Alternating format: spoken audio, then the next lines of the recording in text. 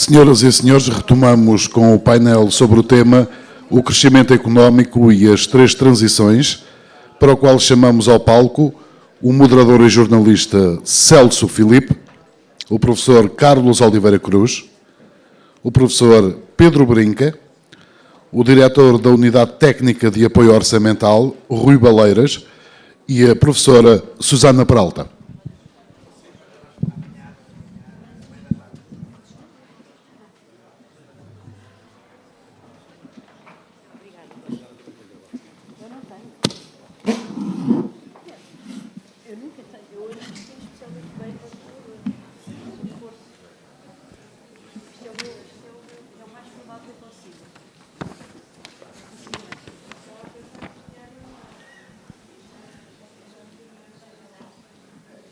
Antes de mais, bom dia, bem-vindos a todos e a todas. Obrigado aos convidados para este painel. Nós estabelecemos algumas regras aqui, muito poucas, na verdade apenas uma, que é a de que cada um dos membros do painel faz uma intervenção inicial de 5 minutos, naturalmente focada no crescimento económico e nas três transições, que, a meu entender, o crescimento económico é quase como uma palete cheia de cores, cada um escolhe aquela que lhe preferida e que lhe dá uma perspectiva melhor sobre aquilo que pretende falar. Portanto, temos aqui o Carlos Oliveira Cruz, professor do técnico, o Pedro Brinca, igualmente professor da Nova CBE, a Susana Peralta, também professor da Nova CBE, e o Rui Baleiras, coordenador da UTAL. Obrigado a todos mais uma vez. E por uma questão de facilitismo, eu iria começar da direita para a esquerda e dava a palavra ao Carlos Oliveira Cruz para uma primeira intervenção inicial dos tais 5 minutos ingleses, por favor. Muito obrigado. E eu gostava de começar por agradecer à AMT, na pessoa da sua Presidenta, Gerana Paula Vitorino, o convite para estar aqui nesta sessão e dar os parabéns pela realização deste primeiro encontro. Não deixa de ser curioso que na família dos reguladores tenha sido o irmão mais novo, a AMT, a espicaçar os irmãos mais velhos para esta reflexão. E eu vou começar da mesma forma com um tema, que é o tema com que vou acabar, que é que, de facto, a regulação hoje em dia exige uma visão cada vez mais transversal e cada vez menos setorial, fechada em cada um dos setores. E eu sobre este tema vou falar um pouco mais no final da minha intervenção sobre aquilo que são os desafios. Mas centrando nesta primeira parte da minha intervenção sobre o tema específico deste painel, que é o crescimento económico e as três transições, eu gostava de partilhar aqui alguns pontos de reflexão sobre o que é que pode ser o papel de um regulador para, no fundo, acelerar e para, no fundo, contribuir quer para o crescimento económico e quer para a aceleração das três transições. E relativamente ao crescimento económico, não resisto a chamar a atenção para aquilo que tem sido uma mudança silenciosa na economia portuguesa. Os dados recentes, naquilo que são as exportações, demonstram que há uma transformação da economia portuguesa. Nos últimos 10 anos, nós passamos de uma cota de exportações de 35% para 50% do produto interno bruto. O Pedro Brinca e a Susana Peralta estarão seguramente mais habilitados do que eu a falar sobre a economia, mas este ponto, para quem, como eu, vem das infraestruturas e dos transportes, é um ponto particularmente relevante, porque apesar de, nesta década, termos assistido a este crescimento muito grande nas exportações e que reflete de alguma forma uma mudança estrutural na nossa economia, foi o período de menor investimento público naquilo que são infraestruturas. E isso conduziu-nos à situação atual. E eu acredito, e face aos trabalhos que tenho desenvolvido, que nunca como hoje a capacidade das nossas infraestruturas foi um obstáculo tão grande ao crescimento económico. E vou dar 2 exemplos naquilo que são as duas das grandes portas de entrada e saída de bens e de serviços da nossa economia, que são os aeroportos e os portos. No caso dos aeroportos, enfim, não preciso me alongar naquilo que são os constrangimentos na capacidade aeroportuária do sistema. Em Lisboa, por demais evidentes, mas já não é só em Lisboa. O próprio aeroporto do Porto já tem hoje problemas de capacidade e necessita de aumentos de capacidade. E o mesmo se passa nos portos. Quando olhamos para o Porto de Leixões, o Porto de Sines, verificamos que começam a existir estrangulamentos na capacidade de exportarmos e de exportarmos a custos competitivos. Portugal, pela posição que tem, não precisa de ter mais este atrito adicional, que é termos infraestruturas que não estão a dar resposta à necessidade de mobilidade, quer das empresas, quer dos bens. E não precisamos de recuar muito para pensarmos numa altura em que Sines, por exemplo, era considerado um elefante branco. Portanto, uma infraestrutura que não tinha utilização, ou com um nível de utilização muito baixo. Hoje está no espectro oposto. E nos aeroportos verifica-se exatamente a mesma coisa. Não era previsível o crescimento que tivemos nos aeroportos nacionais num espaço de 10 anos. E para não usar o exemplo de Lisboa, vou buscar o exemplo do Porto, que hoje pesa mais do que todos, em termos de movimento de passageiros, é hoje maior do que todos os aeroportos da Galiza somados, Santiago, Vigo e Corunha. Isto demonstra aquilo que tem sido o dinamismo da nossa economia e da pressão sobre as infraestruturas. E dito isto, como é que o regulador pode ajudar a combater ou pode ajudar a resolver estes estrangulamentos? Desde logo, identificando-os.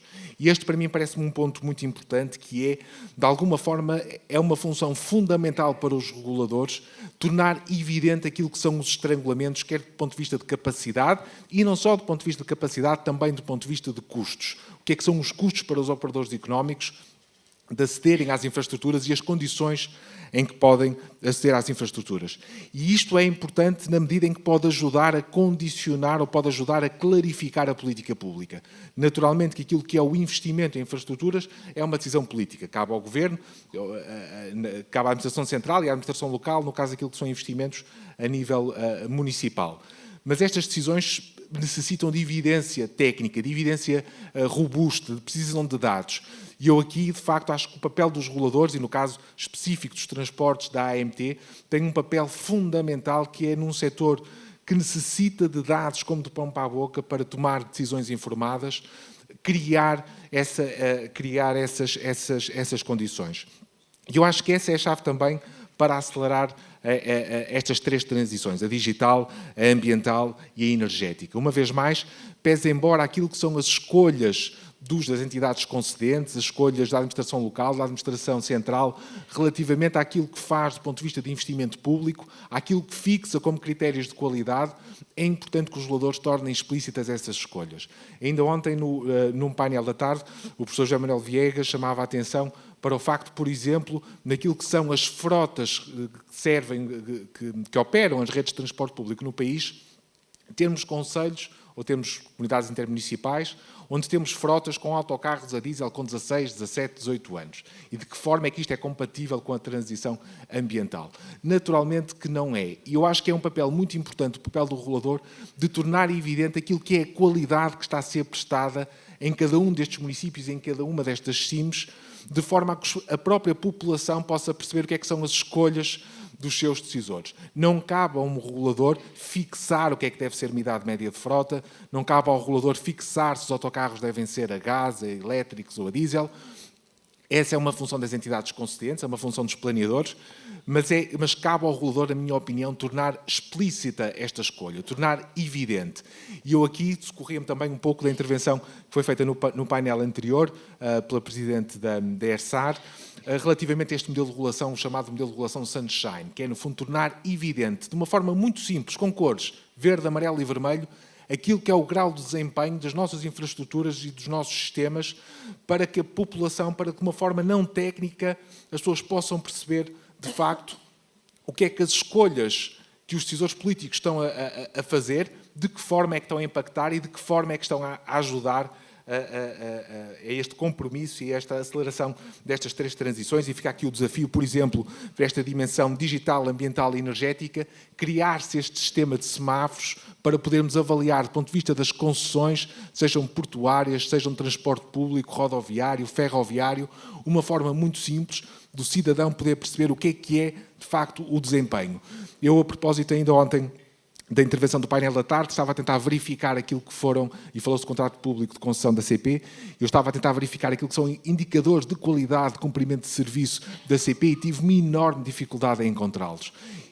é um tema sobre o qual eu me considero particularmente informado, e se eu tenho dificuldade em ver essa informação, o cidadão comum que não percebe porque é que o comboio foi suprimido hoje ou porque é que o comboio é suprimido amanhã, ele deve ter essas ferramentas acessíveis de uma forma fácil para perceber o que é o melhor ou menor desempenho. E eu acho que o fechar, o contribuir para esclarecer a sociedade sobre o desempenho dos operadores económicos, dos operadores regulados, da base regulada, é fundamental para termos uma sociedade mais informada que, com isso, pode pressionar para termos melhores políticas e melhores políticas públicas.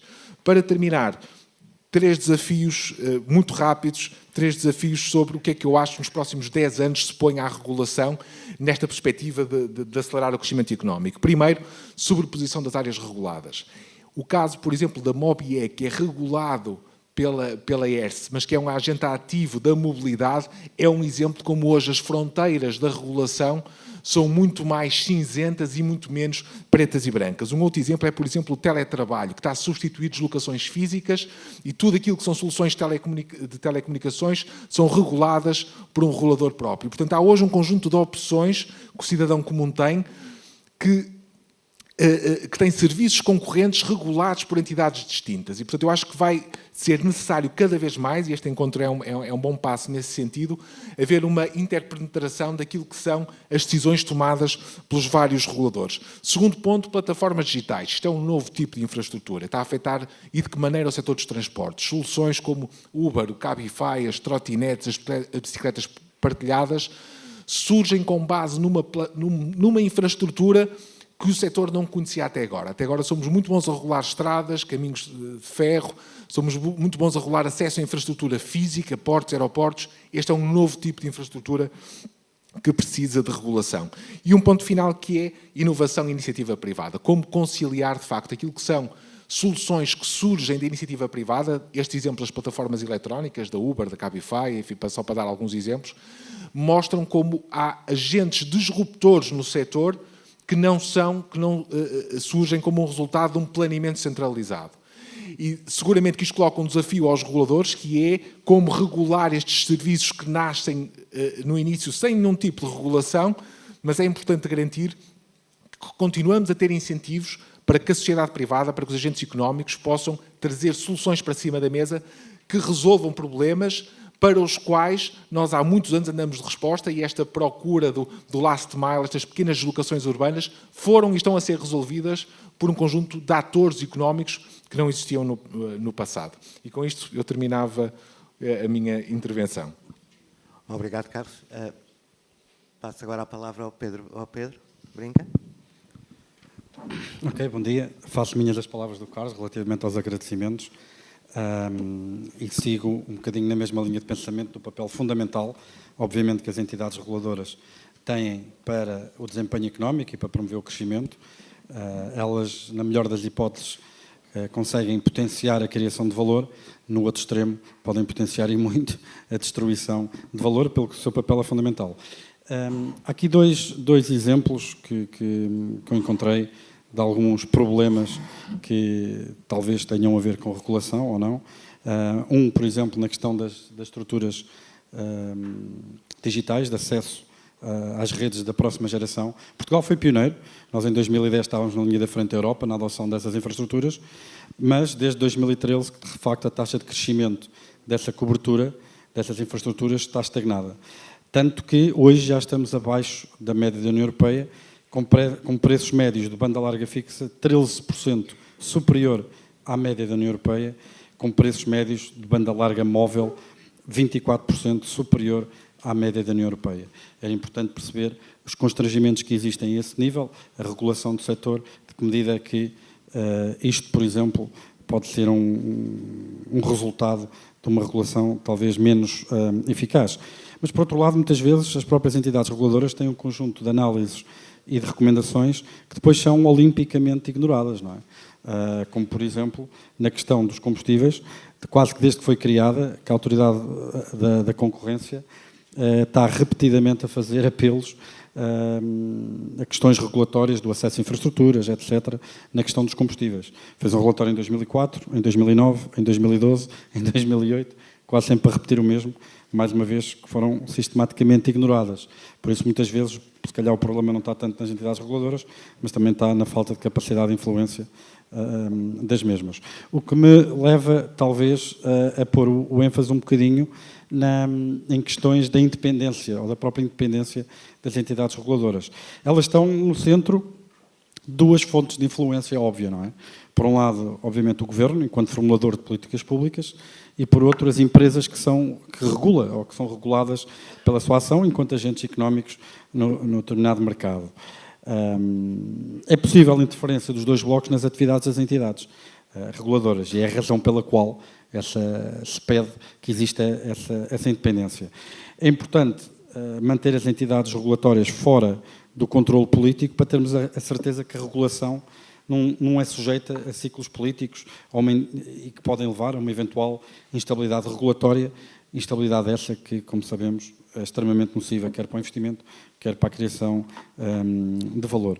Por outro lado, também tem aqui um papel importante em impor uma autoridade pública no mercado que regula, não é? Principalmente para corrigir falhas de mercado, prestação universal de serviços de interesse público, etc., para assegurar que isso existe. A Lei Quadro de Entidades Reguladoras introduziu mudanças, umas foram favoráveis, outras, se calhar, não tanto, não é? Dentro das favoráveis, a questão dos mandatos de 6 anos para os membros da administração das entidades. Isto, no fundo, é um sumário de um estudo que foi feito, liderado pela Ana Lourenço, sobre as entidades reguladoras, mas que eu acho que é especialmente pertinente. A alteração nos critérios da seleção dos administradores, passaram a assentar muito mais em critérios técnicos, também foi, foi algo que é bem acolhido e é uma boa prática que a Lei Quadro veio dar mais força. A concretização dos modos de cessação de mandatos e a exigência de exclusividade no exercício dos cargos e um regime detalhado de incompatibilidades e impedimentos. Não é? Isto é fundamental. Mas houve alguns passos atrás e não foram corrigidos alguns problemas, nomeadamente a possibilidade de recondução no cargo decorridos 6 anos após a cessação do mandato anterior, o facto da nomeação serem da competência do Conselho de Ministros, seria desejável que houvesse uma maior independência face ao Governo, nomeados, quiçá, pela Assembleia da República. Mesmo a amplitude das causas que justificam a dissolução do Conselho de Administração da entidade e a destituição pelo Conselho de Ministros, acho que há aqui, se calhar, demasiado poder por parte do Governo nas operações, não é? da entidade, na nomeação e na própria dissolução dos Conselhos de Administração. A possibilidade do veto do Presidente da entidade tira alguma colegialidade aos órgãos. O estatuto remuneratório cabe a uma comissão cuja maioria dos membros é indicada pelo Governo, também não é uma citação das mais desejáveis, e a necessidade de aprovação prévia por parte do Ministro das Finanças e da tutela a vários atos e planos, dos quais destacam, nomeadamente, os orçamentos, sendo evidente que não existe sequer independência formal, quanto mais independência de facto, se de facto as entidades estão dependentes da boa vontade orçamental da tutela e do Ministro das Finanças. E, por último, obviamente, estas verbas que dependem do Orçamento de Estado, é possível que sejam sujeitas a cativações e pronto, e elas podem ser instrumentalizadas e condicionar a ação das entidades regulatórias, que é algo que, de facto, não se deseja.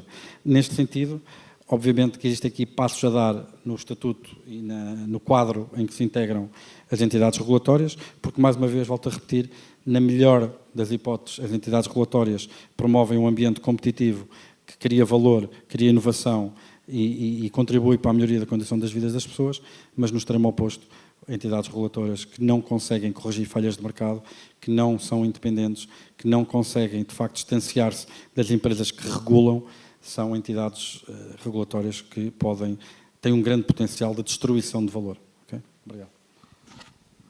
Susana? Sim, faz favor. Está a funcionar, ok. Obrigada, queria também agradecer o convite para estar aqui e cumprimentar os meus colegas de painel e o Celso Filipe, moderador. Muito bem, então, eu queria falar um bocadinho dos desafios no fundo, qual é o papel das entidades reguladoras neste mundo em transição digital, energética, ambiental no qual estamos. Quais é que são os desafios que se oferecem, e esses desafios eu se calhar separava entre desafios que eu acho que são gerais, ou seja, que acontecem em todos os países, e desafios que são próprios ao quadro português e aos quais eu acho que o Pedro já aludiu um bocadinho, mas eu também tinha aqui as minhas notas.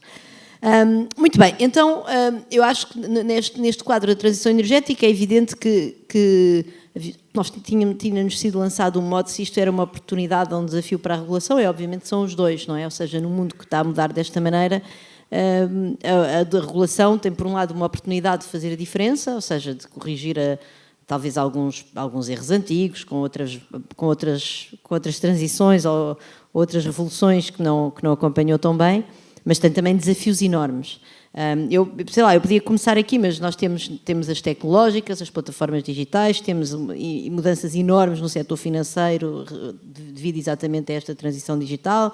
No setor da energia temos todo o desafio da microgeração e da transição para as energias renováveis. Portanto, quer dizer, é só começar obviamente não vou repetir o que disse o Carlos acerca do setor dos transportes, porque ele percebe mais disso e porque já ficou bastante evidente. Portanto, todos estes reguladores que estão aqui presentes enfrentam, de facto, um mundo novo e um mundo que está a mudar a uma velocidade que às vezes é difícil de acompanhar por todos nós, pelas pessoas que pensam nisso e mesmo pelos reguladores enquanto especialistas do setor. E, portanto, de facto, isto ou seja, estas transições oferecem, por um lado, oportunidades e, por outro lado, grandes desafios.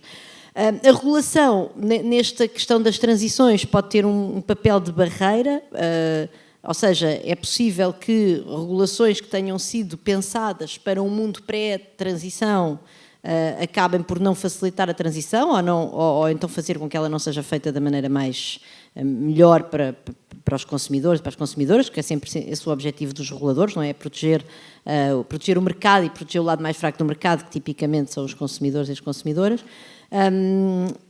E, portanto, eu acho que por isso a regulação pode ser uma barreira, verdadeiramente, à transição e, por exemplo, é possível que haja regulação, eu li sobre isso, embora eu não seja obviamente especialista, sou uma mera economista aqui nesta história, mas por exemplo, pode haver regulações do ponto de vista da construção que acabam por não facilitar a adaptação às novas gerações de energia e a criar edifícios, por assim dizer, mais, como é que dizem, passivos. Pronto, eu estive a ler sobre isso, mas quer dizer, não é difícil imaginar, não é que no mundo em tão rápida mudança que haja regras que já vão no fundo servir de barreira e não deviam. E, portanto, isso é um primeiro problema.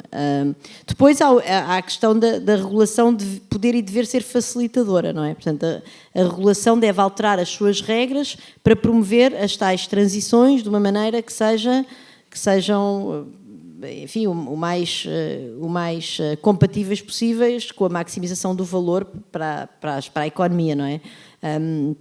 E desse ponto de vista há várias coisas que os reguladores devem fazer, por exemplo, pensando na regulação do setor financeiro e na questão da utilização das novas tecnologias na oferta de serviços financeiros. É um caso evidente onde o regulador pode e deve ajudar a uma transição que seja equitativa, que defenda os direitos dos consumidores e dos consumidores de serviços financeiros, que nós sabemos que são serviços onde é muito fácil ficar desprotegido, sobretudo as margens mais frágeis do mercado, do ponto de vista do rendimento e do ponto de vista das restrições de liquidez, que depois é ligado obviamente ao rendimento e é ligado também muitas vezes a déficits de nível de instrução, formal ou informal, e portanto tudo isso é muito importante que os reguladores estejam atentos e que estejam em cima do acontecimento e que no fundo facilitem essa transição. Depois, também me parece que é um contexto onde os reguladores têm um papel importantíssimo a proteger os nossos direitos, liberdades e garantias e não vale a pena, enfim, tenho muito em mente o problema da transição digital, das plataformas, tudo aquilo que elas tentam, toda a informação, tudo o que sabem sobre nós, da maneira como isso pode ser usado, e já nem falo da inteligência artificial, enfim, que eu sou totalmente não especialista, aliás, devo aqui fazer uma confissão, ainda nem sequer experimentei o ChatGPT, portanto faço mesmo parte daquelas pessoas, estou mesmo muito aquém disso, mas enfim, leio sobre o assunto e preocupa-me e parece-me evidente que os reguladores têm aqui um papel fundamental e eu acho que dentro desta ideia de proteger os direitos dos consumidores e dos cidadãos, este é o mais importante de todos, ou seja, tudo o resto, o valor que o mercado pode gerar para nós a diferentes níveis, a mim preocupa-me bastante, é evidente como economista, mas acima de tudo preocupa-me viver num mundo livre e num mundo onde as minhas liberdades e os meus direitos são garantidos. E eu aqui incluo nestes direitos, liberdades e garantias, fazendo aqui talvez enfim, uma ginástica moral, mas vou fazê-la, também é a equidade de acesso. Não é? Por exemplo, o Pedro falou aqui do problema da banda larga em Portugal. Quer dizer, há sítios em Portugal, que são obviamente os mais remotos, não vai ser aqui o centro, não vai ser o Terreiro do Paço, onde nem sequer há cobertura. Bem, enfim, o Terreiro do Paço tem uns problemas às vezes de paredes grossas, mas isso é outro problema.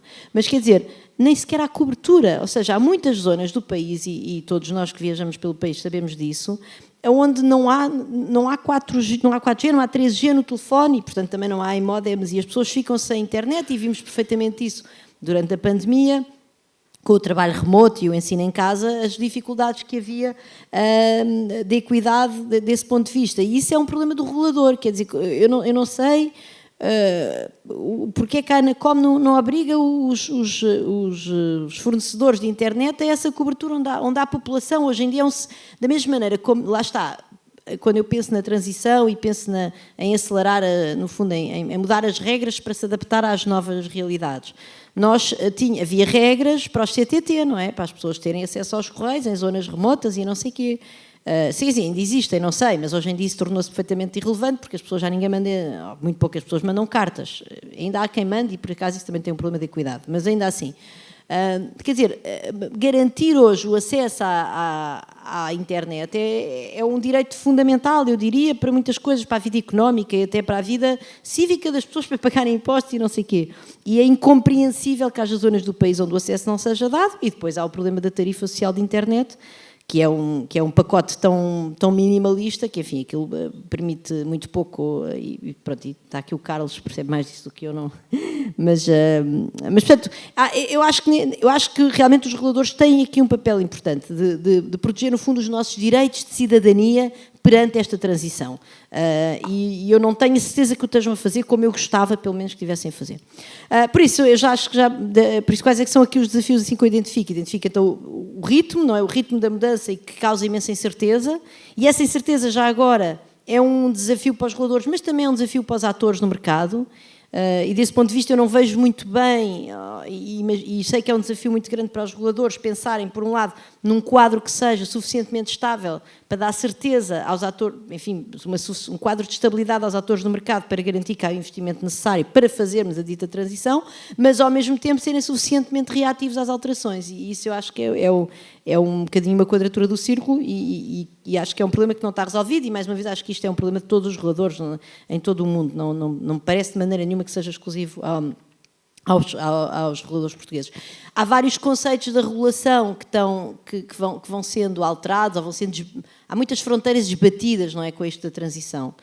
Por exemplo, entre mercados, acho que o Carlos já falou disso aqui, e depois também entre quem são os produtores, quem são os consumidores, não é? Por exemplo, na questão da microprodução de energia, isso é bastante evidente, e isso obviamente exige uma revolução na maneira de pensar na regulação dos mercados, para a qual a academia tem estado atenta, mas é evidente que, quer dizer, acompanhar estas mudanças do ponto de vista dos reguladores que estão no terreno e acompanhar a reflexão académica relativamente a isso e conseguir avançar, tudo isto parece-me verdadeiramente difícil, ou seja, eu não queria minimamente estar no vosso lugar porque eu acho que é um lugar bastante difícil. Parece-me evidente que a maior parte dos desafios, eu acho que já estou a dizer o meu tempo, são transnacionais, portanto, é obviamente uma dimensão enorme de cooperação internacional necessária nos direitos digitais, na questão da transição energética, e isso também parece, felizmente nós vivemos num quadro que é a União Europeia, ontem foi o Dia da Europa, vale a pena lembrarmos, é uma vantagem, é uma coisa boa, nós temos pelo menos esse quadro de cooperação transnacional que está garantido e que até traz diretivas e não sei o quê, que afeta os reguladores, isso é bom. Mas não me parece que devamos parar aí, e há desafios certamente que depois têm a ver com a própria geopolítica disto e como é que a Europa se coloca perante os restantes atores geopolíticos no contexto internacional.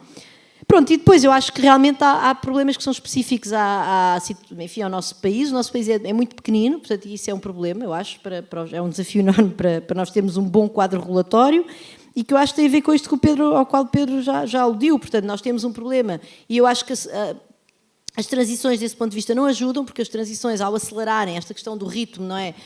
Obrigam, muitas vezes, a ir buscar conhecimento muito específico, e esse conhecimento muito específico está no mercado, e quando está no mercado nós temos um problema de portas giratórias entre os regulados e os reguladores, e são umas portas giratórias que me preocupam, mas também me preocupa num país bastante pequeno e onde há, digamos, enfim, onde o conjunto das pessoas que têm poder é bastante endogâmico, também preocupam as portas giratórias entre a política e os reguladores, pelas razões que o Pedro já disse, eu não vou repetir. E acho que isso se junta, no quadro português, a uma certa falta de exigência cívica, e o Carlos, quando falaste da questão da falta de informação acerca dos comboios e mais uma data delas, quer dizer, de uma população que não está muito habituada a exigir isso dos reguladores, dos atores no mercado. Eu acho que isso é mais um problema. E depois a falta de meios, que também o Pedro já aqui falou, a questão orçamental, e nós temos vários apelos públicos, certamente da Autoridade da Concorrência, que é uma autoridade fundamental, quer dizer, e que lida diretamente com rendas no mercado e, portanto, precisa de meios, porque, por definição, do outro lado, são pessoas que têm rendas, têm dinheiro para pagar a quem defende essas rendas, e isso parece-me evidente que também, e é um problema, obviamente, num país com problemas orçamentais, mas para isso tenho aqui uma especialista do lado e vou-me calar. Obrigada. Susana, obrigado. O Rui Baleiras tem uma apresentação em PowerPoint e que vai ter o prazer que vai partilhar connosco, e passo-te a palavra, Rui. Obrigado. Obrigado. Eu aqui agradeço muito a sua moderação, mas permitam começar com uma palavra especial de agradecimento à engenheira Ana Paula Vitorino por me ter convidado para aqui estar presente, e na sua pessoa quero cumprimentar todos quantos dão o seu melhor todos os dias no ecossistema das entidades reguladoras portuguesas. Vocês fazem um trabalho fantástico em setores onde a concorrência é, por razões naturais, em muitos casos, escassa, onde a inovação tecnológica é muito grande, e é muito importante, de facto, trabalharem para garantir equidade no acesso às infraestruturas. Bom, eu vou divergir um bocadinho tematicamente dos meus colegas, porque assim, pediram-me para falar sobre crescimento económico, com referência às 3 transições.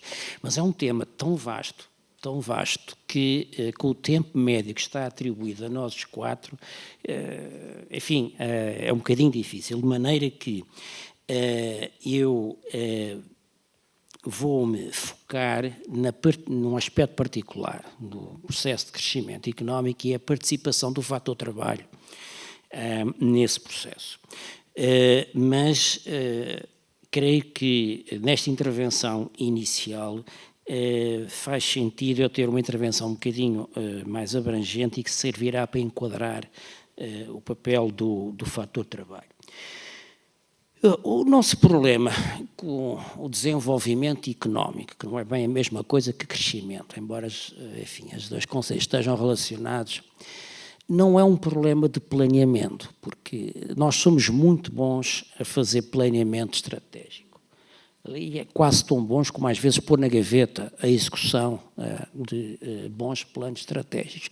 E certamente que a descarbonização, a valorização da biodiversidade e do capital natural, a aposta na educação e na transformação digitais são desígnios adequados ao Estado, enfim, à nossa história que nos trouxe até aqui e ao contexto geoeconómico internacional em que nos posicionamos. O problema não está no modelo.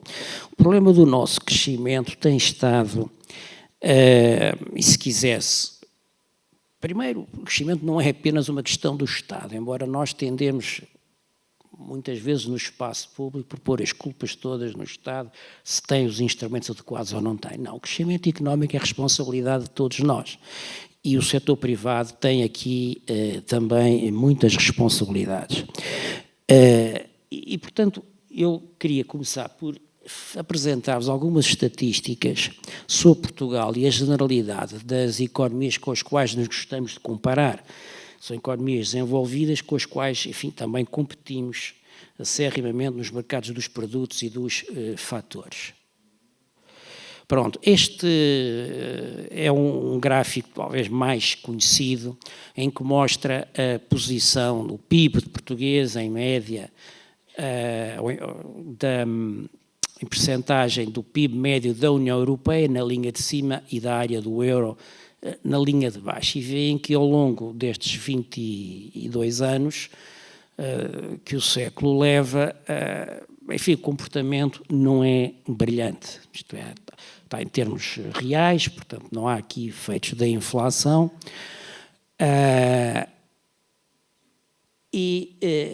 Eu gosto, todavia, de apresentar estas comparações com médias de outros países em paridade de poderes de compra, ou seja, do ponto de vista técnico, isto, no fundo, a gente vai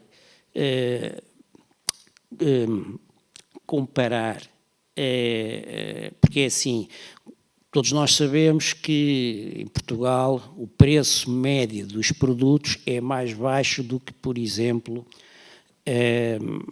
enfim, em França, ou na Alemanha, ou da Dinamarca. E, portanto, aquela comparação no gráfico anterior não é muito justa, porque não corrige as diferenças de PIB pelas diferenças de preços relativos. Essa correção é feita neste gráfico. E aqui podem ver, no gráfico de cima, temos a posição relativa do país em 2020, e no gráfico inferior, a mesma posição 22 anos depois. E vemos que, se em 2020 o nosso PIB, corrigido a paridade dos poderes de compra, desculpe, é no ano 2000 e 2022, obrigado, o nosso PIB era 82% da média da União Europeia, agora, no final do ano passado, é apenas 77%, não é? E descemos várias casas em termos relativos.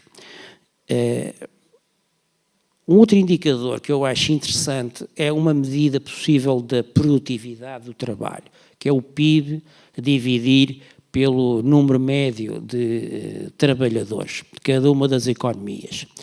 A comparação, para ser pertinente, tem que ter aqui alguma harmonização de dados, portanto, isto são dados de contas nacionais, todas na mesma unidade monetária, neste caso o dólar norte-americano, também com a correção feita pela paridade dos poderes de compra. E aqui vemos uma fotografia no ano mais recente, que é 2022, para a maioria dos países. Não é uma situação, enfim, há países piores do que nós, mas aqueles com quem nós gostamos de nos comparar, na verdade, produzem mais por cada unidade de trabalho. O problema não está necessariamente na qualidade do trabalho ou no esforço dos trabalhadores, está muito mais na carteira de produtos que nós produzimos relativamente a outros países. Não é? São produtos que têm uma valorização maior. E aqui tem a mesma variável ao longo do tempo. Portanto, um retrato, aqui, digamos, se quiserem, vou ter uma fotografia, aqui poderia ser um filme. O que se vê, na verdade, é que a dispersão, por um lado, a dispersão entre países cresceu ao longo destes 50 anos, não é? Portanto, o afastamento vertical entre as várias curvas é tanto maior quanto mais próximo da atualidade, e neste contexto a economia portuguesa, enfim, cresceu muito pouco, não é? É daquelas que divergiu face ao conjunto dos países que ali temos e que são a OCDE e mais outros. E podia-se dizer, bom, mas isso é o fator trabalho, mas será que nós somos bons na utilização dos outros fatores de produção? Então aqui temos a chamada produtividade total dos fatores. O que mede este conceito é vamos lá ver, quanto maior for a produtividade total dos fatores, maior é o crescimento do PIB, independente das dotações de trabalho e capital. Okay? Portanto, quando a curva tem inclinação positiva, significa que para uma dada quantidade de trabalho e capital, o PIB aumenta. Bom, e o que nós vemos aqui é que é uma estagnação. Quer dizer, em termos da produtividade total dos fatores, a nossa economia praticamente não mexeu ao longo, enfim, de 2005 a 2021. Portanto, esta é a situação. Só para terminar esta minha primeira intervenção, agora aqui uma comparação em termos de salários. Aqui salários, deixem-me dar assim de precisão. Incluímos aqui, de acordo com o sistema de contas nacionais das Nações Unidas, as remunerações do trabalho. Portanto, inclui tudo, não só o salário propriamente dito, mas como subsídios de férias, de refeição, stock options, se houver, utilização de viatura da empresa por parte do trabalhador. E nós temos, portanto, cerca de 30 mil dólares em média, não é? Todos os nossos trabalhadores, por ano.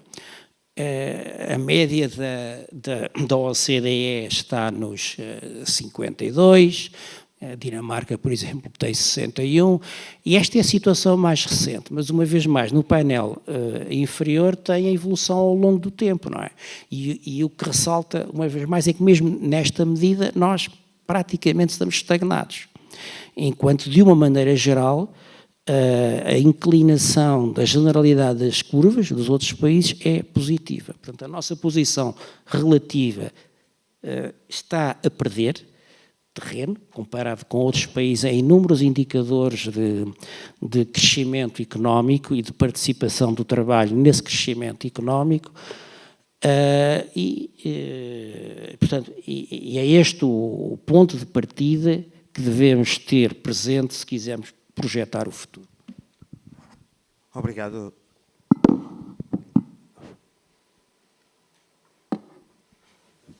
Está a funcionar, sim, ok. Fazendo aqui um ponto da situação, eu gostava, durante as vossas intervenções,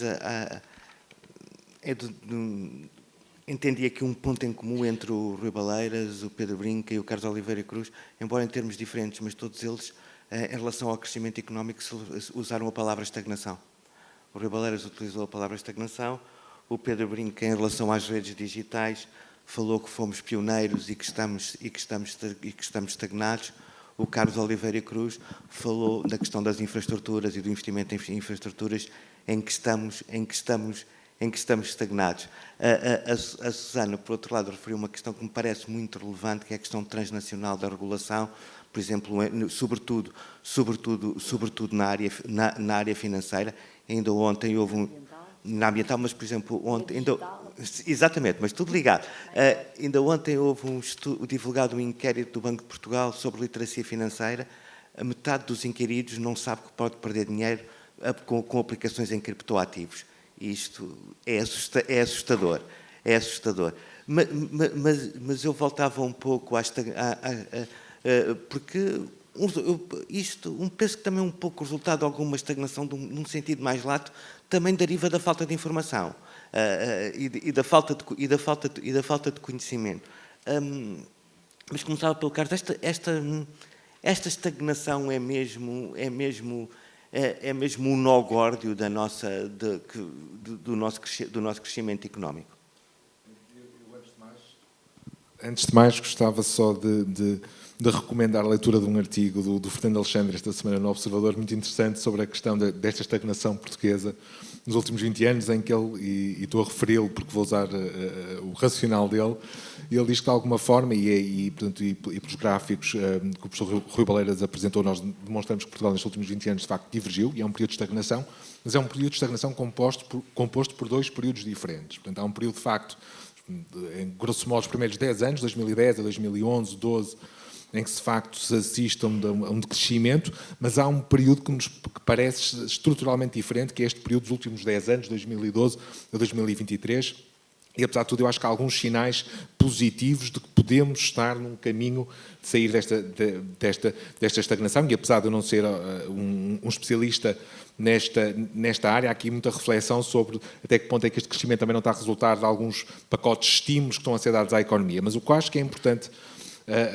centrar a questão é como é que, na atividade de regulação e como é que, olhando para estes diferentes fatores de produção, nós podemos potenciar esse crescimento económico.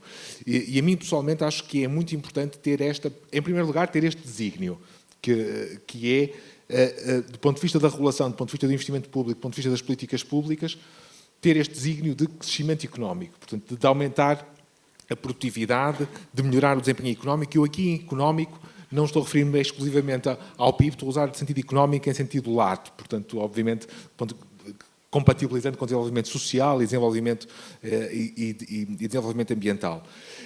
E eu acho que os reguladores desempenham aqui um papel muito importante em, de alguma forma, e eu volto ao ponto que referia na minha intervenção inicial, de termos dados e de termos uma avaliação que nos permita avaliar até que ponto é que as políticas públicas e as decisões que estão a ser tomadas e a performance dos operadores económicos nos está a ajudar a convergir ou a divergir deste crescimento económico, ou para este objetivo de atingir o desenvolvimento económico.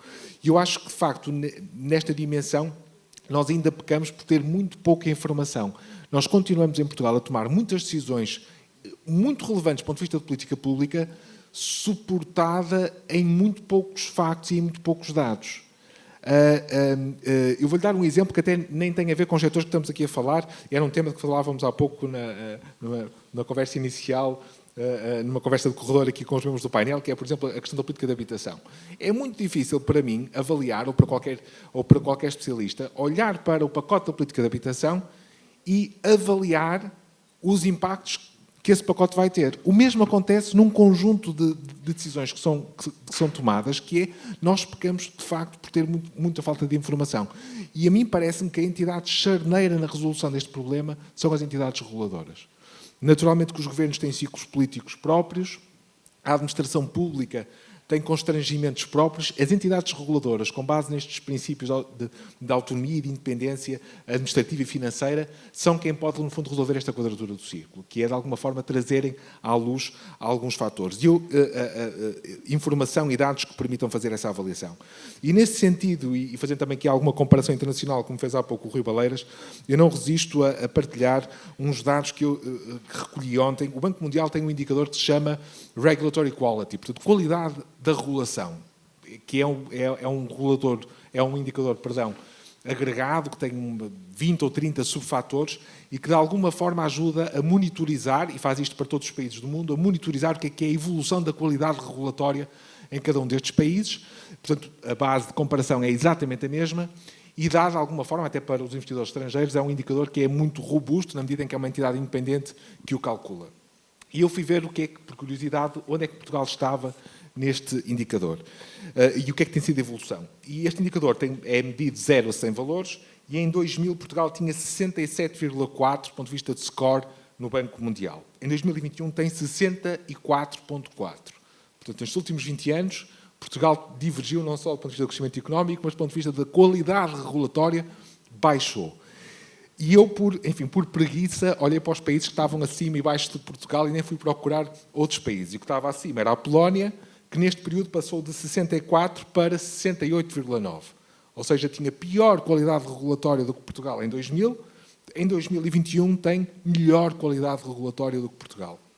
E o que estava abaixo era a Roménia, que passou de 29,9 em 2000 para 50,5 em 2021. Praticamente que duplicou e está a aproximar-se vertiginosamente de Portugal.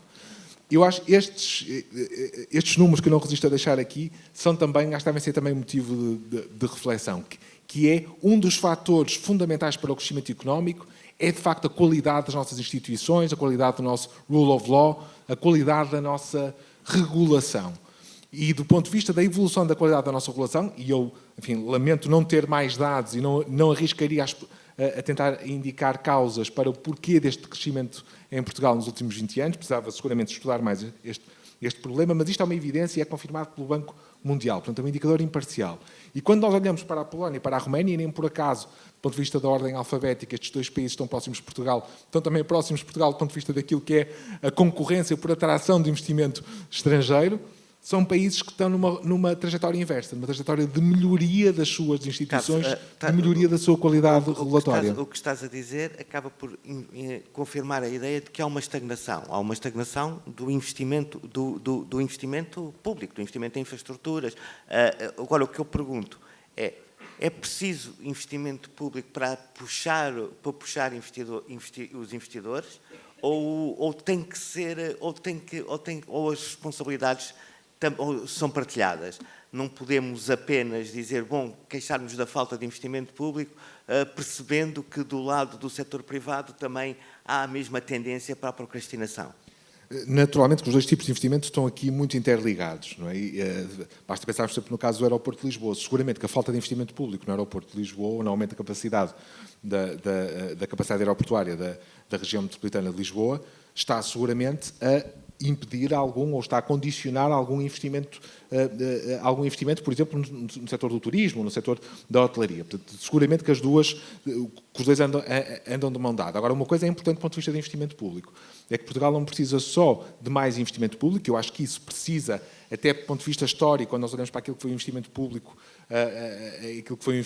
em estoque de infraestruturas nos últimos 10 anos foi muitíssimo baixo, porque nós não estamos sequer a repor a qualidade das nossas infraestruturas, mas uma coisa é certa, Portugal precisa de melhor investimento público. Portanto, aquilo que foi investimento público durante as décadas de 90 e 2000, que teve um papel muito importante, por exemplo, desde logo no setor da água e de saneamento, que permitiu atingir taxas de cobertura elevadíssimas em Portugal, naquilo que foi a melhoria também das redes de transportes, enfim, com melhores ou piores opções, naquilo que foi a melhoria da rede rodoviária, mas Portugal precisa fazer investimento público cujo efeito multiplicador na economia seja de facto mais real. E eu aqui acho que a chave...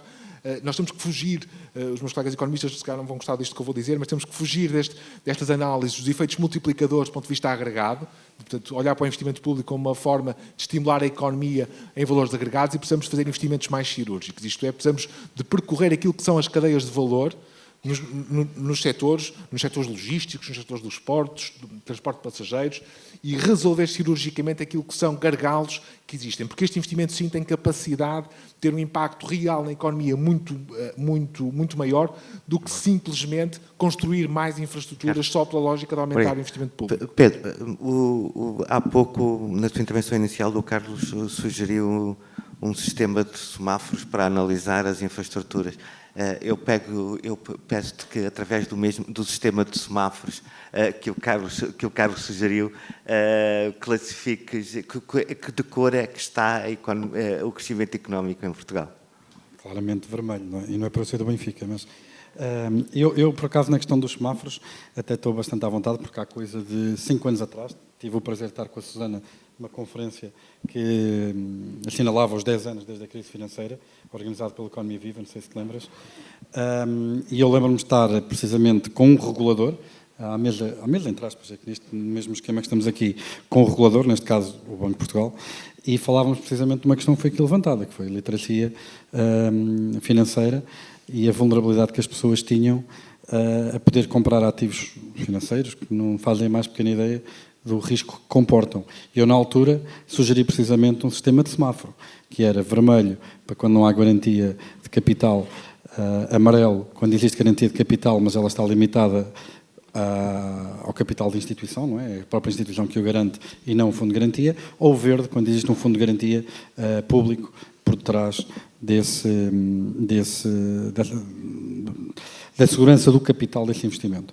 E até hoje continuamos a ter... Tu, na tua intervenção inicial, disseste que fomos pioneiros e ficámos estagnados. Sim, ou seja, já vou à parte da... Isto demonstra que, ou pelo menos dá a entender que temos capacidades, mas depois, por alguma razão, não as usamos ou deixamos de as usar. Eu vou aproveitar o desafio do Carlos e vou ser cirúrgico, então. O que é Portugal? Nós não somos só campeões da Europa em futebol, nós somos campeões da Europa na percentagem da população em idade de trabalhar que não conclui o ensino secundário. Estamos literalmente em primeiro nessa percentagem. Ou, se quisermos, em último, porque, obviamente, quanto mais pessoas acabarem o secundário, melhor. A boa notícia é que subimos um lugar há 2 anos atrás, a má notícia é que fizemos-lo porque o Reino Unido saiu da União Europeia. Passámos do 28º para o 27º. Nós somos também campeões da Europa no impacto que os atrasos de pagamento têm na tesouraria das empresas. Existem surveys da Introjustiça que medem o impacto na tesouraria, nas falências, etc., dos atrasos de pagamento. Somos literalmente o segundo país com o pior indicador é a Grécia, com 0,66, nós estamos com menos 1,8 ou 1,12, acho eu, se não estou em erro. Nós pensamos na questão da estrutura produtiva, não é? Nós somos o segundo país da Europa com a maior percentagem de população a trabalhar em cabeleireiros esteticistas. Negócios de pequeno valor acrescentado, sem grande ambição de escala, com fraco crescimento de produtividade. Existem razões que nós podemos debater, têm a ver com isto, a entrada da China no OMC, os países de leste do mercado único, entrar no euro e a apreciação relativa dos preços nos não transacionáveis. Este diagnóstico está feito, mas é um facto que existe. Nós temos 40% da população a trabalhar em micro e pequenas empresas, que geram 20 e pouco por cento do valor acrescentado. As pessoas que trabalham em grandes empresas, que geram 30 e tal por cento do valor acrescentado, representam menos de 20%, ou cerca de 20% do total de trabalhadores. E estamos a falar em educação. Se nós olharmos, isto agora estou a citar um estudo da OCDE, do fim da década passada, se nós olharmos para os diferentes países da OCDE, vemos que os países que têm uma percentagem maior do dinheiro público, do Orçamento de Estado, dedicado a investimento na escola pública, têm uma maior mobilidade intergeracional.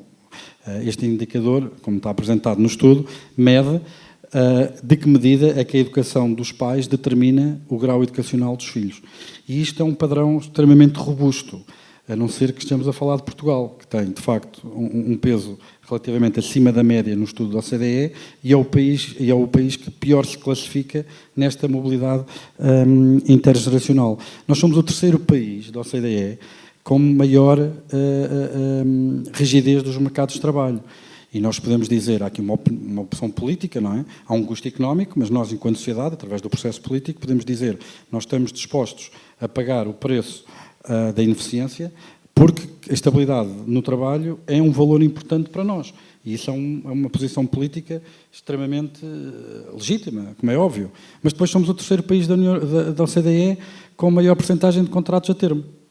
Ou seja, nós temos todas essas ineficiências e depois nem sequer temos o benefício que elas é suposto construírem. Agora, vou citar aqui o Carlos Cruz sobre infraestruturas portuárias. Nós temos a bonomia, estarmos aqui a porta para o Atlântico, não é? No índice do desempenho logístico do Banco Mundial, somos o 7º país do mundo com melhor conectividade marítima, mas depois, como é que nós potenciamos essa conectividade? É porque nas alfândegas estamos acima de 30%. Nas infraestruturas portuárias estamos acima de 30%, nos atrasos estamos para aí em 20%. Quer dizer, também não conseguimos potenciar até aquilo que temos sorte de ter bom. Na questão legal, nós conseguimos vencer a morosidade da justiça em alguma medida no civil, no criminal, mas e no administrativo fiscal. Nós tivemos há um ano atrás a Presidente do Supremo Tribunal de Direito Administrativo e Fiscal a dizer em público que a própria AT usava a morosidade dos tribunais como uma arma contra o contribuinte. Quer dizer, isto é outro. Vamos lá ver. E em termos de estruturas fiscais e de competitividade, há aqui uma questão política muito forte subjacente, porque, obviamente, que quando falamos de estruturas fiscais temos que falar de distribuição e desigualdade, ou igualdade, ou equidade, se quiserem assim, mas é possível, primeiro, constatar que nós estamos num mercado único. Por isso, quando nós falamos de estruturas fiscais, obviamente que há aqui consequências do ponto de vista da competitividade e do crescimento económico, apesar de, obviamente, elas terem que estar subordinadas à questão política. Mas nós conseguimos identificar 2 clusters, 2 padrões, 2 grupos, grosso modo, na Europa em termos de estruturas fiscais, principalmente nas camadas que criam, ou nos escalões em que é criado mais valor.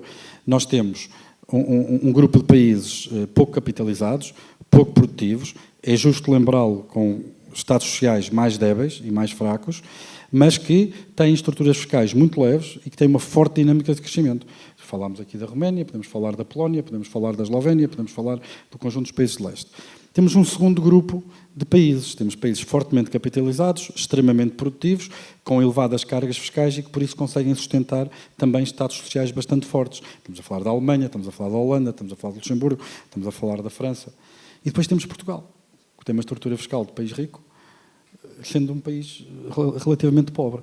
E uma das coisas que me preocupa, e preocupa-me genuinamente, e não estou a ser irónico pela primeira vez neste discurso, é que eu não sei se é possível entrar numa trajetória de convergência com os outros países mais desenvolvidos da Europa, porque não há convergência social, uma aproximação dos níveis de vida, sem haver convergência económica, sem haver criação de valor para redistribuir, porque se isso, nós podemos fazê-lo através de endividamento, mas depois chega 2011 e veio o comboio da Troika, não é? E isto é capaz de correr mal. Não há convergência social sem convergência económica. E para terminar, na questão das políticas públicas, não terminei o pensamento anterior, eu estou preocupado que não sei em que medida é que é possível nós entrarmos numa trajetória de convergência económica que, pelo menos durante o período da transição, não implique sacrifícios do ponto de vista social que possam ser significativos.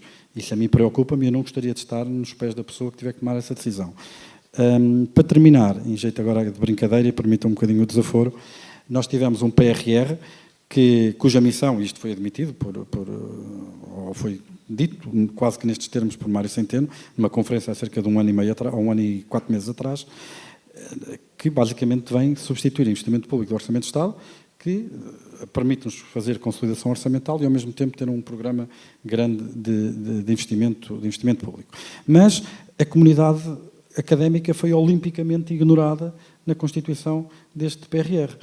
Eu não falo por mim, eu sou uma pessoa que, quando comento a economia portuguesa, faço 90% das vezes com base em estudos de colegas meus, o meu foco de investigação não é Portugal, e por isso nem sequer estou a falar em causa própria, mas falo dos meus colegas, como por exemplo a Susana, falo por exemplo, na Ana Balcão Reis na questão da educação, falo do Fernando Alexandre, falo do Miguel Portela nas questões também das empresas e também das relações laborais. Quer dizer, todas essas pessoas, tanto quanto sei, foram olimpicamente ignoradas na constituição de um programa que, em termos de volume, só é comparável à altura que veio o ouro do Brasil. E em jeito para terminar, perdoem-me um bocadinho o desaforo, até porque eu tenho bastante admiração pelo Ministro Costa e Silva, pessoal até, e obviamente pelo seu percurso profissional, nós metemos um engenheiro de Minas à frente de um plano de recuperação económica. Eu sei que para muitas pessoas a economia portuguesa é um buraco, mas eu acho que isto foi levar a metáfora longe demais. E acho que não é um bom princípio para basear uma economia com políticas baseadas na evidência que possam realmente, primeiro, ter accountability, ter mensurabilidade e depois que possam ter impacto. Não é? Obrigado, Pedro. Susana, por causa da questão do crescimento, e obviamente sempre por causa da questão do crescimento, e porque tu tinhas-te referido à natureza transnacional de alguns fenómenos da regulação, eu queria só abrir um pouco mais o leque, e mesmo colocando a questão do seguinte modo. Tivemos uma pandemia que colocou uma série de pontos de interrogação à frente da globalização e do crescimento da economia mundial. Temos agora uma guerra na Europa que muda as premissas das relações económicas e do próprio desenvolvimento económico, não só na Europa, mas também na relação de forças entre diversas partes do mundo, sobretudo entre a Ásia, os Estados Unidos e a Europa. Estamos, por assim dizer, numa encruzilhada. Tendo em atenção estes novos fatores, ou a acumulação destes fatores, o que é essencial para Portugal entrar? O que é essencial para que Portugal entre numa rota ou reentre numa rota de crescimento económico? Mais robusto. Não sei, se eu soubesse a resposta a essa pergunta, Portugal já não estava assim. Enfim, não sei, eu gritava, escrevia cartazes, sei lá, fazia coisas, até alguém ouvir. Não sei, acho que Portugal precisa de muitas coisas. Quer dizer, já aqui falámos de vários problemas. O Pedro falou... Mas o Pedro, por exemplo, estava a referir o PRR e o facto da academia não ser ouvida. Isso significa que existe...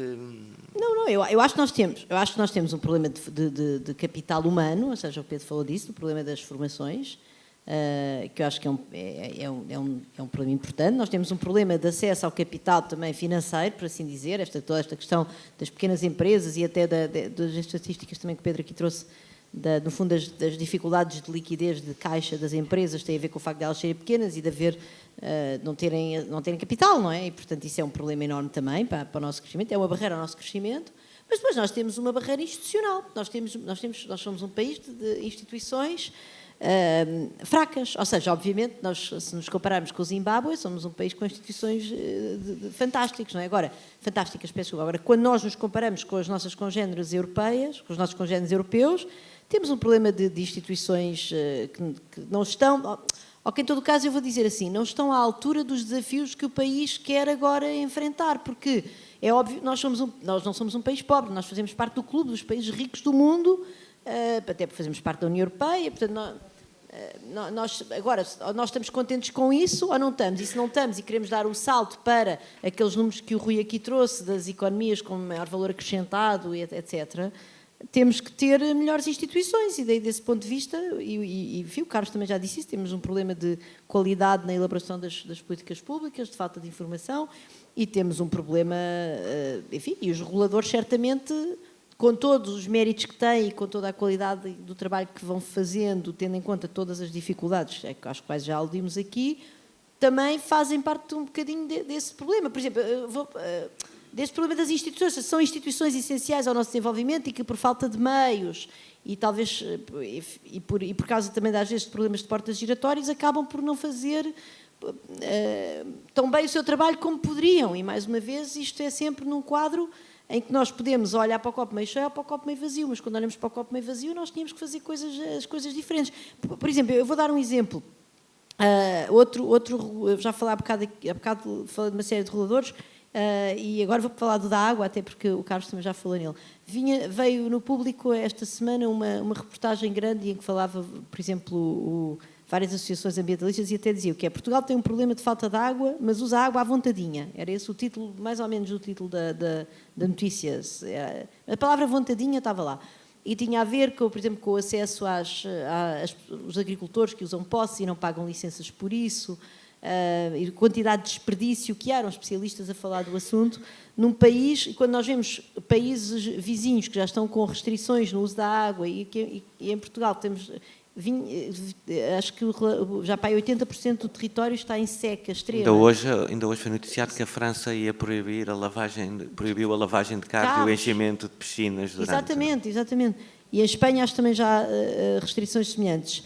Eu sei que o regulador da água não tem atenção, ainda por cima porque é Sunshine Regulation, eu sei perfeitamente que não tem um papel sobre isso, mas se pudesse trazer mais informação ao debate e de alguma forma depois forçar o debate para obrigar o poder político a fazer alguma coisa, isto, portanto, nós temos de facto um problema de qualidade institucional, eu não sei muito bem como é que isso se resolve, ou seja, eu consigo identificar o problema, mas eu fico tão frustrada de ver as coisas a acontecerem e de nós convivermos com isso. Por exemplo, pegando no PRR, eu não sei se nós devíamos ter ouvido, eu acho que a maneira como aquilo foi feito, por muitas qualidades que tem o atual Ministro da Economia, que é certamente uma pessoa excepcional, mas quer dizer, qualquer pessoa excepcional não faz um plano para usar um montante daquele num país, portanto ele podia ser a pessoa mais brilhante do país, não é assim que se faz. Tinha que ter tido uma equipa de pessoas a recolher informação, para fazer para determinar algumas prioridades. Também parece que não devíamos ir a todo lado, ou seja, quando nós olhamos para o documento inicial, íamos fazer tudo, não é? E quer dizer, a nossa prioridade não pode ser tudo, tínhamos de ter algumas prioridades. Nós temos, por exemplo, um problema de atraso em infraestruturas. Eu acho que nós estamos várias décadas atrasados relativamente às infraestruturas, por exemplo, de transportes necessários para a transição energética e não só, para outros desafios da qualidade das vidas das pessoas, por exemplo, na questão do acesso à habitação. Uma das formas de nós resolvermos o problema da carestia da habitação é integrarmos as periferias urbanas e até cidades satélites com sistemas de transportes mais integrados, a palavra é essa, mais rápidos, mais fiáveis e tudo isso. Portanto, nada disso está no debate, nós estamos completamente atrasados. O nosso capital público, efetivamente, desde 2012 tem vindo a diminuir, o que quer dizer que o investimento não repõe a depreciação, como o Carlos disse bem, e de facto aquele documento que era um bocadinho um pot-pourri, uma manta de retalhos, não me parece que respondesse a esses desafios. Mas nós temos outro problema, não é? Eu escrevi a semana passada no Público acerca de uma audição parlamentar ao Inspetor-Geral das Finanças, que assumiu que na maneira como, que no fundo é A Inspeção-Geral das Finanças presida a Comissão de Auditoria e Controlo da implementação do PRR, e ele assumiu em audição parlamentar que era uma autoridade de auditoria, mas também era português, e que por isso fazia o possível para, obviamente, não faltando completamente à verdade, mas enfim, fazia ali uns jeitinhos para não fechar a torneira dos fundos europeus. Usou esta palavra.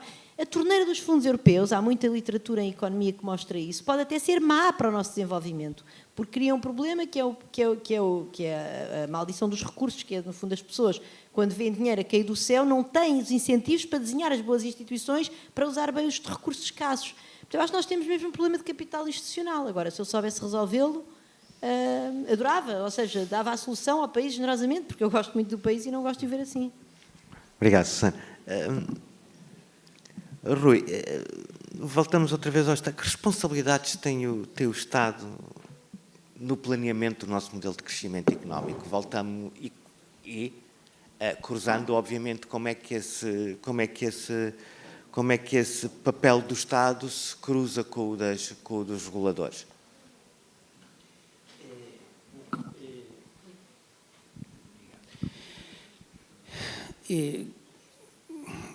A ver, o nosso problema não tem estado num déficit de planeamento por parte do Estado. Eu penso que aí somos bons e evoluímos, nomeadamente neste século, na integração de planos estratégicos. Quer dizer, a estratégia subjacente ao PRR é uma coisa, o PRR é outra, mas não tenho tempo para entrar. Concordo com umas coisas que os meus colegas disseram, outras não concordo, mas não vou por aí. Mas, enfim, temos uma integração portanto, a estratégia para a utilização dos fundos estruturais está alinhada com a estratégia de utilização dos recursos do PRR, que, por sua vez, está alinhada com os desígnios do desenvolvimento da União Europeia. Portanto, o problema não está aí. O problema está mais, depois por um lado, nos instrumentos políticos que são montados para ultrapassar os obstáculos estruturais ao nosso desenvolvimento, está na capacidade, na persistência, na paciência. Quer dizer, quando nós lidamos com questões de desenvolvimento económico e crescimento, temos que manter o quadro de instrumentos de política correto durante muito tempo. Não podemos mudar os incentivos a cada 4 anos, já para não dizer a cada ano. Eu gostava de projetar, pronto, podem pôr o PowerPoint no ar, porque queria identificar, enfim, pronto, não tenho tempo para, a sua pergunta não permite eu centrar na questão do trabalho, do capital humano, que era o ponto principal que eu queria aqui dizer,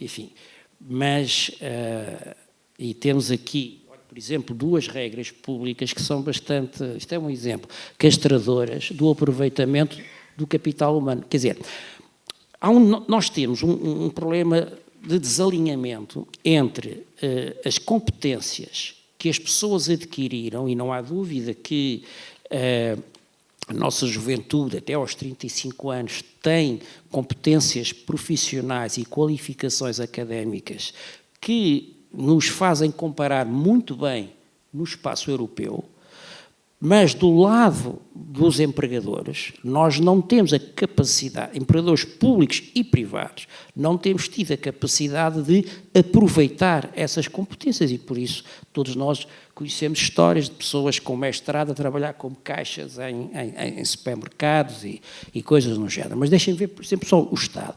Vocês sabem qual é o salário de entrada para uma pessoa que tenha um doutoramento? Que acabou um doutoramento, tem 29 anos, acabou há poucos dias. Se agora entrar no próximo mês na carreira geral da administração pública, receberá salário bruto de 1.754 euros. É apenas mais 421 do que uma pessoa com 3 anos de formação superior a uma licenciatura. com uma probabilidade elevada, a preços, bom, mantendo estes salários, esta tabela que já inclui o aumento de 1% que entrará em vigor no próximo mês, quando ela se reformar daqui a 40 anos, o salário que vai ter é de 2.596, admitindo que a progressão salarial é o padrão dominante, que é 1 ponto por cada ano na avaliação do desempenho, sobe para a posição remuneratória superior ao fim de 10 anos. Portanto, tem 4 promoções ao longo da vida, não é? E a última no ano em que se aposenta. Portanto, com estes salários, vão ver quem é o doutorado ou a doutorada que vai trabalhar para a administração pública. Claro que os salários da administração pública, em geral, são baixos, sobretudo para as pessoas com maiores qualificações. Temos também um problema que pouca gente fala, que é a progressividade na tributação do trabalho. Nós temos um IRS que é demasiado progressivo e que penaliza o talento. Dou-vos aqui um exemplo. Uma pessoa que tem 80 mil euros de remuneração anual e trabalha, tem uma profissão que há a possibilidade de fazer umas horas a mais. Seja porque é um eletricista talentoso ou um médico, não interessa. Pode ganhar mais 10 mil euros. Bom, estes 10 mil euros que ele poderá, e ninguém lhes dá de borla, é porque dá valor, dá mais do que 10 mil euros à entidade empregadora disposta a pagar 10 mil euros por ter um trabalho suplementar desta pessoa. Desses 10 mil euros, ele só vai ficar com 3.850. O resto vai para IRS e Segurança Social. Portanto, estes dois exemplos são de regras públicas que, de facto, castram o aproveitamento de capital humano. Mas o problema é mais geral e, portanto, para ser bem construtivo, é assim. A minha opinião, há cerca de 6 grandes obstáculos a um melhor aproveitamento do capital humano e, se quiser, por esta via de contribuição para mais crescimento económico no futuro. Um tem a ver com propriedades intrínsecas a nós enquanto indivíduos e sociedade. Nós somos muito desconfiados uns dos outros, muito individualistas e temos pouca gente com tolerância ao risco. Temos muita vez ao risco. Nós penalizamos muitas pessoas que falham, que caíram no desemprego, atribuímos culpa, que deixaram falir uma empresa. Essa aversão ao risco e penalizar quem erra vem do ensino. Do método de ensino, desde a escola primária, do berço, quem erra é punido. Não, mas é verdade. Agora, lá ver, o facto de nós termos empresas pequenas não significa que tenham de ser menos eficientes do que empresas grandes. A cooperação entre empresas pode ser aqui uma chave, porque as empresas têm de compreender que há momentos para competir e há momentos para cooperar. Eu não tenho tempo para desenvolver, enquanto tive responsabilidades governativas, procurei dinamizar um conjunto de instrumentos de política que favoreciam exatamente a cooperação. Bom, não me deixam mostrar os outros, serei rápido. Fraca aptidão empreendedora. Vamos ver, temos de reconhecer que nas dezenas de milhares de empresas e donos de empresas, a grande maioria é fraca. É fraca. Não tem faro para o negócio, para crescer. O Pedro já pôs o dedo na ferida, na dimensão das empresas. Nós, e o Estado tem grande responsabilidade, porque tem uma série de instrumentos de política pública que constituem barreiras ao crescimento das empresas. Olha, benefícios fiscais e subsídios, há imensos que discriminam negativamente as empresas grandes. Depois nós temos também, e é preciso perceber o seguinte, quer dizer, qualquer jovem, se lhe derem a escolher, tu queres ir para empresa com 2 trabalhadores ou queres ir para uma empresa com 300 ou 400? Bem, quero ir para outra, para maior, porque é aí que os salários são mais elevados, aí que há inovação, que eu posso esperar fazer coisas diferentes ao longo da vida, que posso ter uma perspectiva de carreira. Depois acho que temos na sociedade uma complacência excessiva da população e das autoridades fiscais para com a utilização das empresas como veículo de financiamento de despesas particulares. Portanto, são também, muitas vezes, os próprios empresários que não querem crescer, porque sabem que perdem determinadas regalias que são injustas e ineficientes. Depois temos insuficiência no mercado de capitais e uma discriminação fiscal contra o financiamento por capital próprio, que é também uma barreira ao crescimento das empresas, indo para outros domínios. Enfim, acho que nos habituamos um bocadinho, uma pequena parte da sociedade, e há uma parte do tecido empresarial que é recorrente na utilização de fundos estruturais e benefícios fiscais. E eu acho que o Estado devia aqui pôr mais condicionalidade do que tem tido até agora na empregabilidade do fator trabalho. Os contratos que faz devia exigir determinados avanços, seja na empregabilidade de pessoas e de pessoas qualificadas. Já disse que há uma progressividade excessiva na tributação do trabalho e isso está, a meu ver, limitar aproveitamento do capital humano e o crescimento económico. O modelo de financiamento da Segurança Social deixou de fazer sentido há muitos anos. Quer dizer, quando estes sistemas foram pensados há 50, 60 anos atrás, com as receitas assentes nos salários, era quando o trabalho representava 65%, quase 70% do valor acrescentado. Quer dizer, hoje está abaixo dos 50%. Em Portugal está à volta dos 40 e poucos por cento. E o conjunto de responsabilidades garantidas pelos sistemas públicos de previdência social aumentaram imenso. Portanto, não é possível continuarmos a assentar o financiamento do sistema previdenciário na remuneração do trabalho. Temos que ir para a outros concluir, fatores de por favor. produção. E com isto. Antes de terminar, queria só... O Pedro fez-me insistentemente sinal que queria Não, fazer uma observação e eu... 4 pontos rápidos em 20 segundos, vou tentar. Estabilidade legislativa, concordo, nós durante a década de 2010-2020 tivemos 3 regimes de IRC. Uma dos segredos da Irlanda, por exemplo, obviamente um é ser um paraíso fiscal, e não é isso obviamente que eu defendo, não é? Eles têm uma taxa de IRC de 12%, mas foi nos anos 90 ter havido um pacto entre os partidos que faziam parte do arco da governação em manter a mesma estrutura fiscal durante 20 anos. E esse colapso da incerteza, obviamente, favoreceu muito a questão do investimento. Falta capacidade de retenção de talento, isto é um problema gravíssimo. Cada aluno que acaba uma licenciatura custou só em termos de despesas de educação em média 96.500 euros e para terem uma ideia, entre 2014 e 2018 a percentagem de pessoas que saíram do país que eram licenciadas passou de 29% para 40%. Obviamente que é preciso corrigir isso. A parte da falta de capacitação dos gestores é um facto. Nos Estados Unidos, mais de 80% dos CEOs, dos líderes das empresas, têm formação superior. Em Portugal, é cerca de 50%. Temos um colega meu e da Susana que fez um trabalho científico que avaliou o que é que seria eliminar esse gap em termos de aumento da produtividade das empresas. Diminuiríamos cerca de 1/3 da produtividade das empresas face ao que se passa nos Estados Unidos. Não preciso vos dizer o que seria o impacto em termos de crescimento económico. E último, só para terminar, que não partilho do otimismo do Rui relativamente à nossa brilhante capacidade de planeamento. O Governo criou uma entidade, que é o Planap, precisamente para fazer o planeamento e aconselhamento técnico de projetos. Não tinham recursos próprios, criaram uma bolsa de peritos. Eu concorri a essa bolsa de peritos para cumprir o meu dever patriótico. Demorou 1 ano a receber a resposta.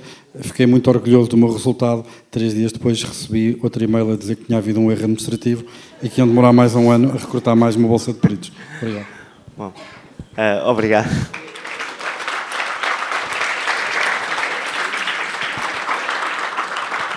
Obrigado a todos. Eu só queria mesmo, para concluir, e antes de agradecer, eu, enquanto jornalista, só me compete fazer perguntas, enquanto jornalista, que já cá ando há um par de anos, em relação a esta coisa do crescimento económico e dos nossos investimentos, tenho a sensação do filme do O Dia da Marmota. Chega-se, está sempre a andar para trás e há coisas que reiteradamente nunca acontecem, e julgo que isto contribui para um ceticismo coletivo que faz parte, que se tornou cultural e que também é um grão muito grande na engrenagem do nosso desenvolvimento. E com isto agradeço ao Carlos Oliveira Cruz, ao Pedro Brinca, à Susana Peralta e ao Rui Baleiras o prazer de terem partilhado connosco as vossas opiniões. A todos vós, muito obrigado por estarem presentes. Até logo e um bom almoço. Agradecemos a intervenção de todos os oradores. Agora a Presidente da AMT, a Engenheira Ana Paula Vitorino, convida todos os presentes para um almoço ligeiro volante no Salão Macau. Relembramos que a sessão da tarde terá início às 14 horas. Até já.